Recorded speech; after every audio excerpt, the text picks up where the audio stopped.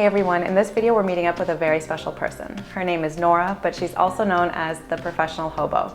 She's been a full-time traveler for over 12 years now, and she has a lot of insights to share about the lifestyle and specifically about how to travel in a financially sustainable way.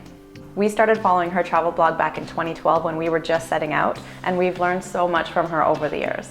We were recently both in Toronto at the same time, so we finally got to meet Nora in person, which was awesome, and we sat down with her and asked her all the questions we thought you might want answers to. So let's go meet up with Nora. This video is sponsored by NordVPN. We'll give you more information about them at the end and a discount code for a great deal on their VPN service.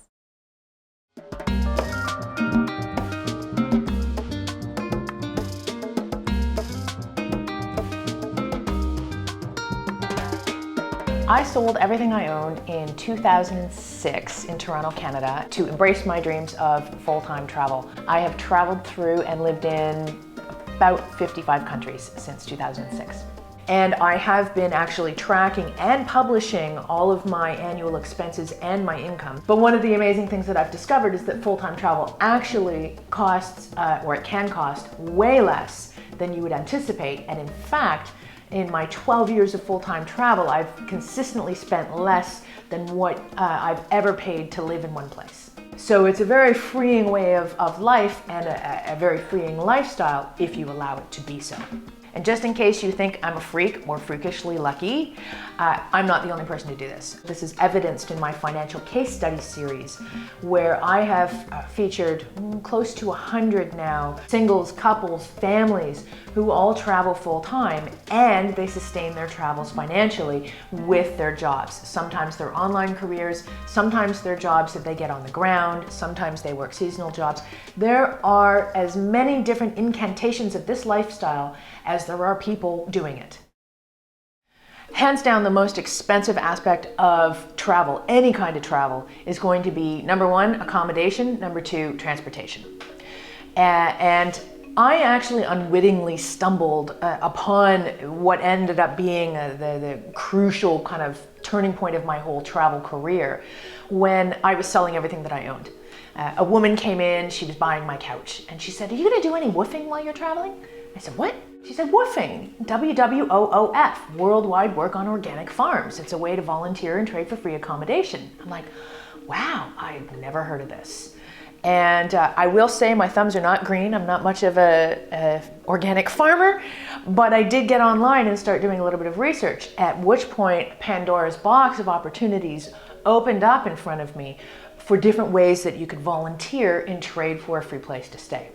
And this immediately hit me as a great opportunity to stay for a while in a place, to stay for free, even more so, to immediately plug into a local community and to stay with local hosts, to have a grounding and a context for why you're in a location at that time.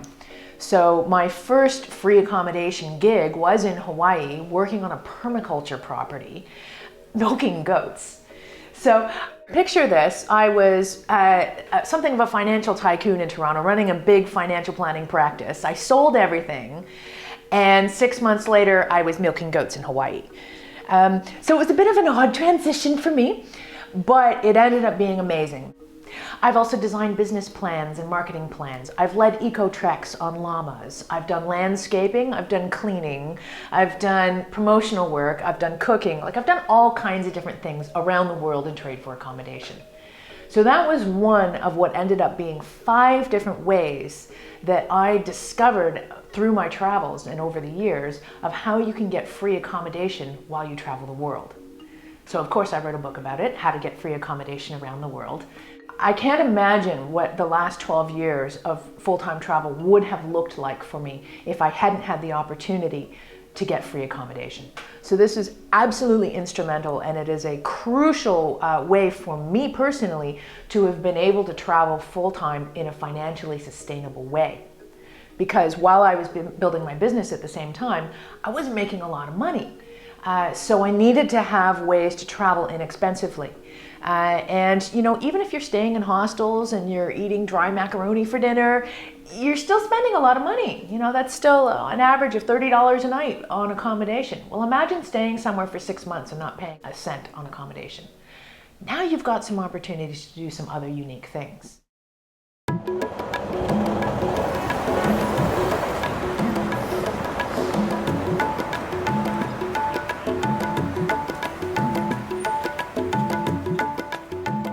Transportation is the second most budget-killing aspect of travel. So there's two ways to reduce your cost of transportation when you're traveling. One is to travel slowly. So the fewer trains, planes, buses, and automobiles you are getting into, the less money you're going to spend. And quite frankly, the more of a culturally rewarding experience you'll have. The second way to save money on transportation, or the second way that I've been able to save money on transportation, specifically flights, has been with the creative use of frequent flyer miles. And it was probably, I think it was 2009, that Chris Guillebeau, he was on a mission at the time to visit every country in the world, and he was doing it through the creative use of frequent flyer miles and earning miles without flying, and then using those miles to fly, often for free, and even more so in business class. So now when I fly long haul, I fly in business class for the price or less of an economy ticket.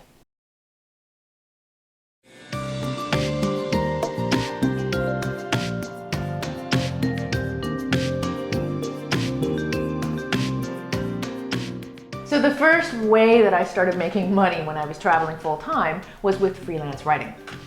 And so I would write for online as well as in print publications. And it was magic. I wrote words on my computer and I sent them off in an email and numbers showed up in my bank account. It was kind of unreal at the time. But I definitely got used to it. And listen, it was not without a whole lot of work. So I will be financially transparent in this moment and say, when I started traveling full-time, I sold my financial planning practice, my business that I had. That kicked out an income for me that allowed me to, that lasted 2 years.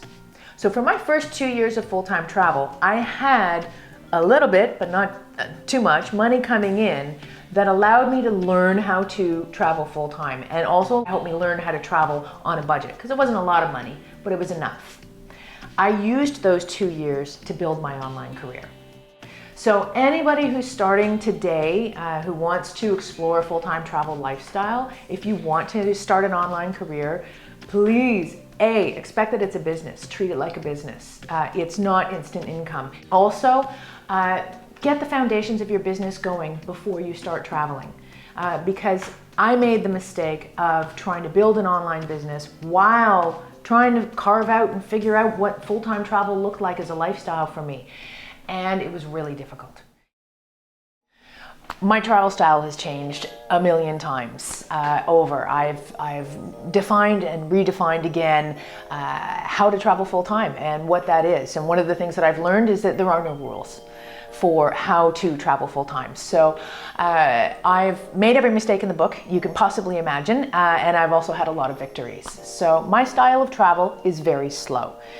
Because one of the key things that I've learned about full-time travel as a lifestyle, especially when you're also concurrently earning a living along the way, is that it's very time-consuming and you can burn out very, very quickly.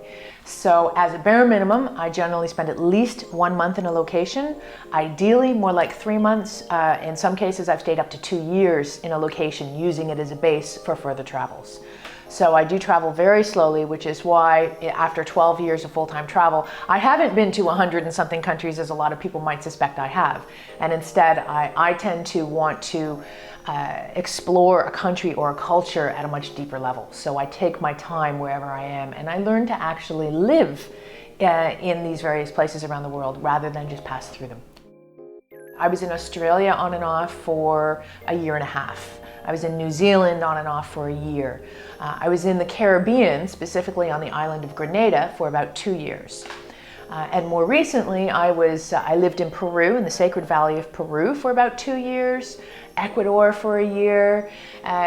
Those are probably the longest stretches of time. And of course, there's a whole bunch of countries that I haven't been to at all that I'd like to get chances to go to.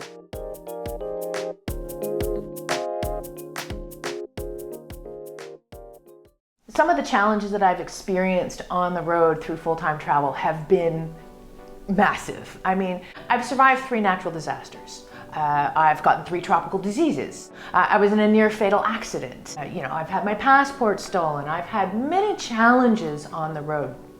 And when we have these moments of raw experience where we are stripped down.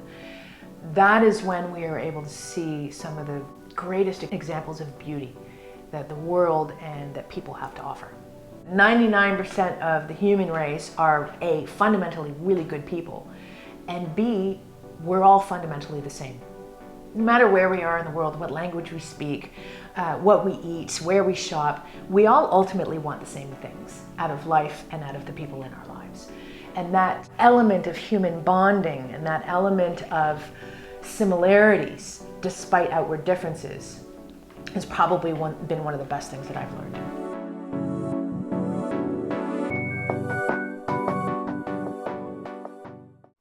Hope you enjoyed this video. If you want to follow Nora's travel blog or check out some of the great resources she mentioned, we'll put the links in the description. We also want to thank NordVPN again for sponsoring this video. They're offering our audience a really great deal with 75% off a 3-year plan. So that ends up being just $2.99 a month. You can get that deal at nordvpn.com/exploringalternatives.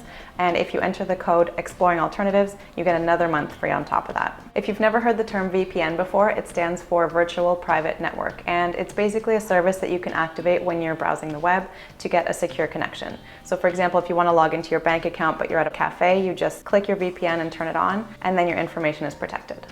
We've been using NordVPN for almost 6 months now, and we use it almost every single day, so I don't know what we would do without it. We're almost always using public Wi-Fi networks, and whenever we're doing our banking or logging into important accounts, we really like being able to just turn it on with one click. NordVPN has servers around the world, so you can choose to browse from Albania to Vietnam, and you can use it as much as you want because there's no bandwidth limit. So if you want to check out NordVPN, the link to get the 75% off deal is nordvpn.com/exploringalternatives, and you can get an extra month free with our Exploring Alternatives discount code. We'll put a link to NordVPN in the description of this video. Thanks so much for watching, and we'll see you next time.